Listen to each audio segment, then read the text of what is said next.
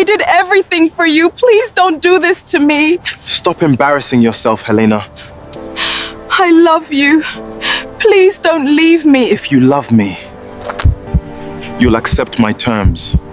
For 3 days, Helena sat outside his gate, begging, under the rain, Women with no sun. shame. She had not eaten in 2. You are begging No for pride crumbs, left, but no I'm sure dignity you were raised to in protect. love. On the first day, he came out and said, I am with someone else now. If you want to stay, then you will have to share me with another. Yes.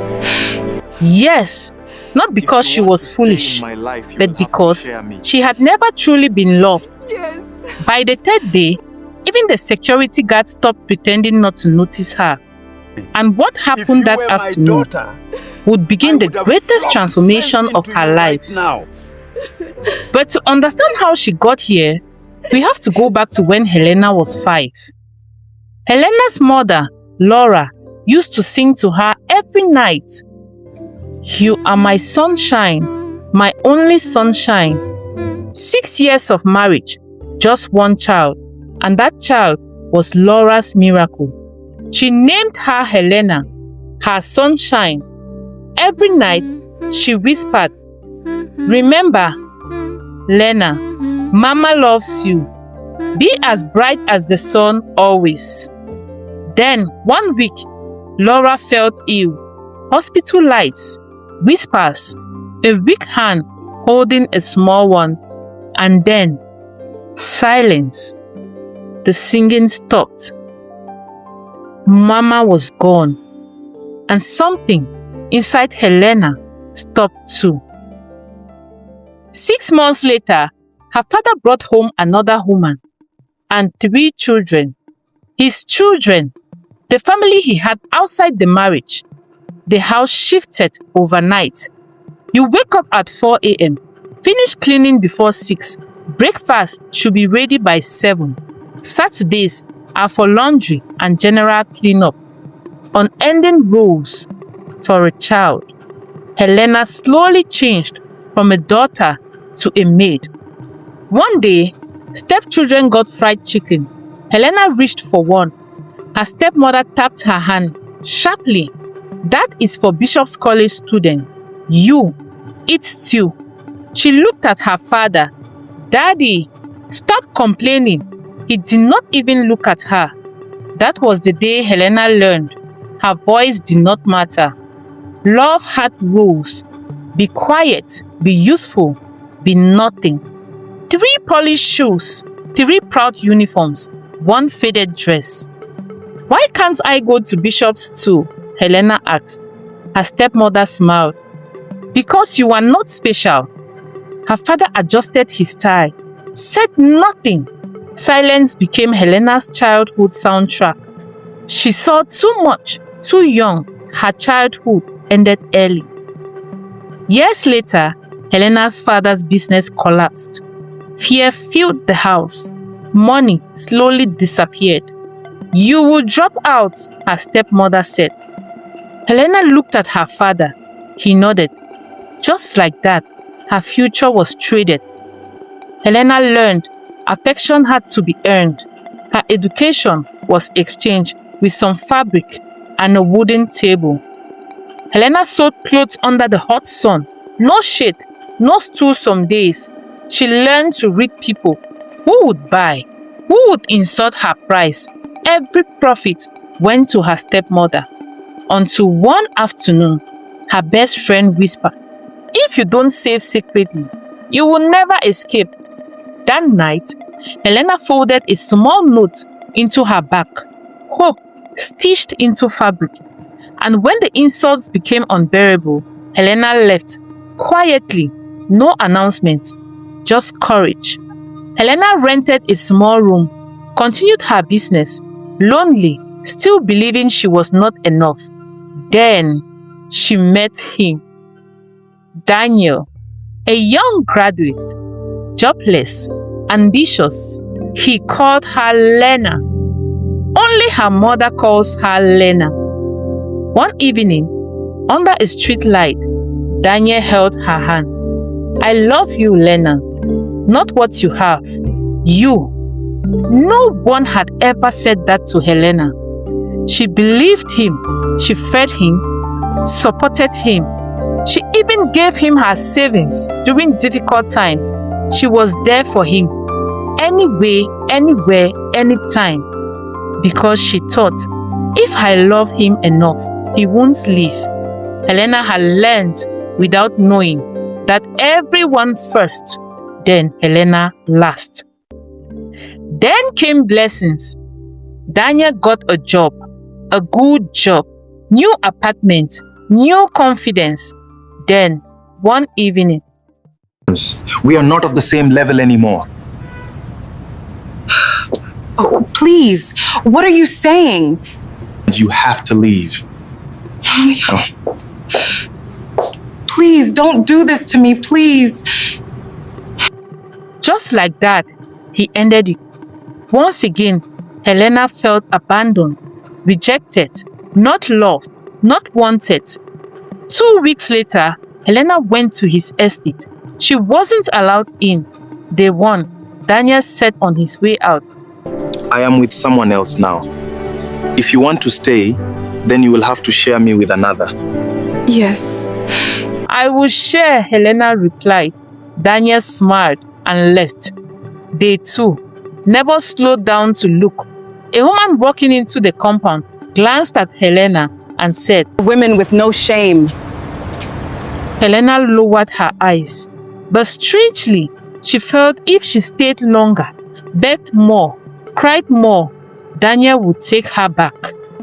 Day three, the security guard stepped closer. Madam, you can't keep sitting here. I'm not disturbing anyone, Helena whispered.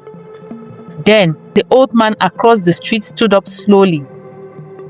He did not move quickly. He moved like a man who had seen too much to be impressed by cruelty.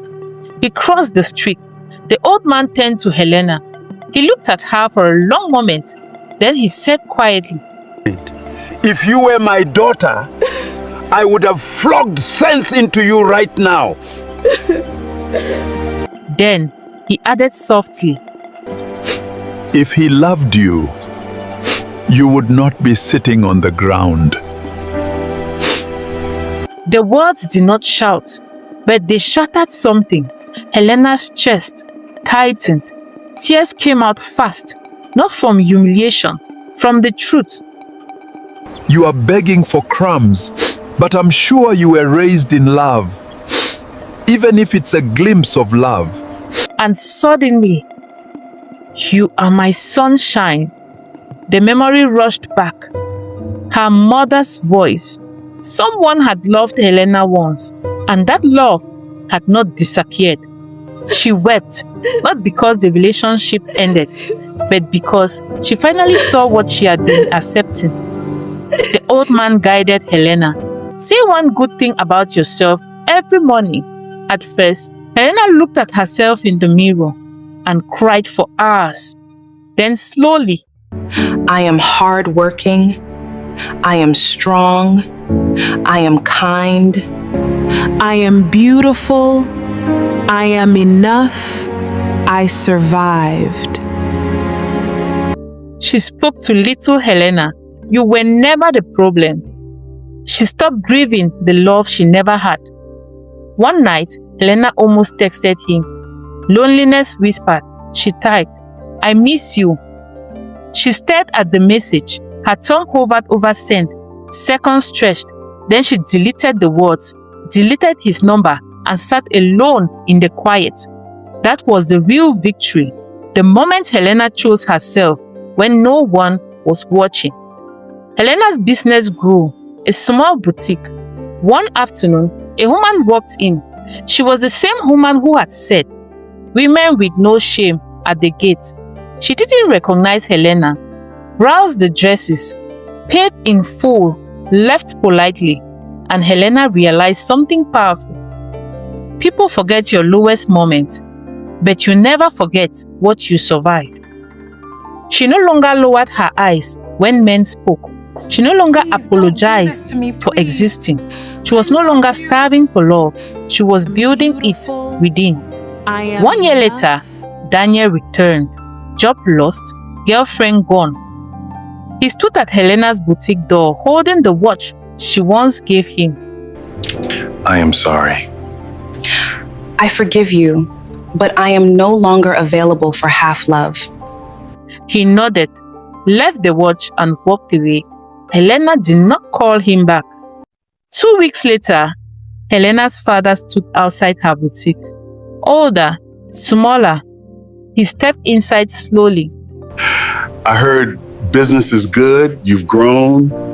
Silence, the same silence from her childhood. Her heart pounded.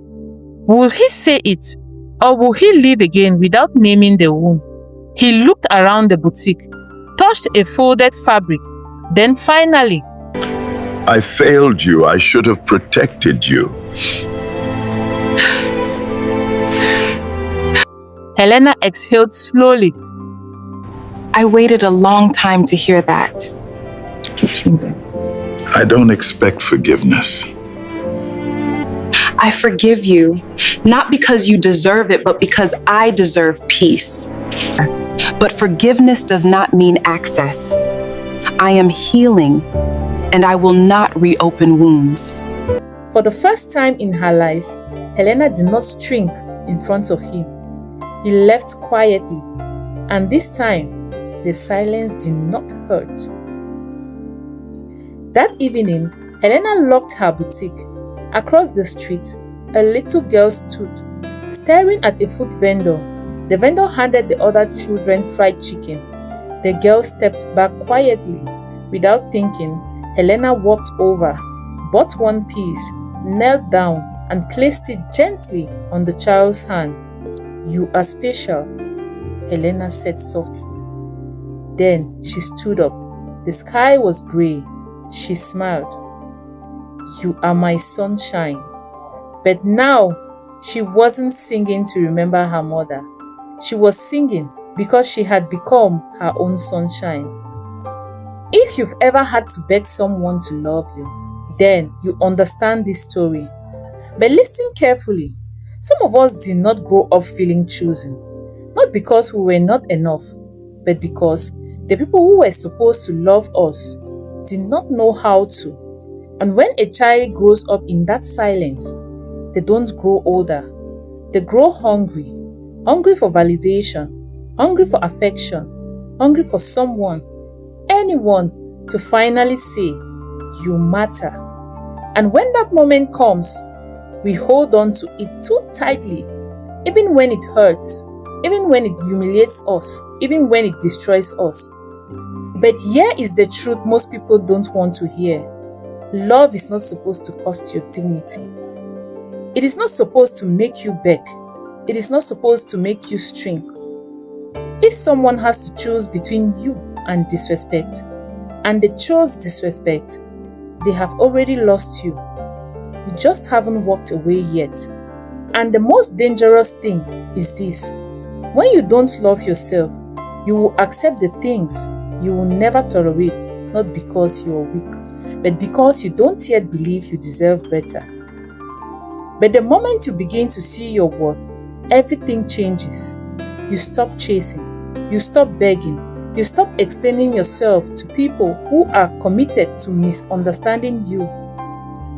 And listen, forgiveness is powerful, but forgiveness does not mean access. You can forgive someone and still close the door. You can wish them well and never welcome them back. That is not bitterness. That is growth. And maybe the hardest lesson of all, the love you were looking for was never meant to come from them. It was meant to be built within you. So if you see yourself in this story, if you have ever felt not enough, if you have ever lowered yourself just to be chosen, let today be the day you change that story. Not tomorrow, not someday, today. Don't wait for someone to choose you when you can choose yourself. Don't sit outside the gate, waiting for love to let you in. Become the home you've been searching for. If this story spoke to you, type this in the comments. I am enough. And this time, I mean it.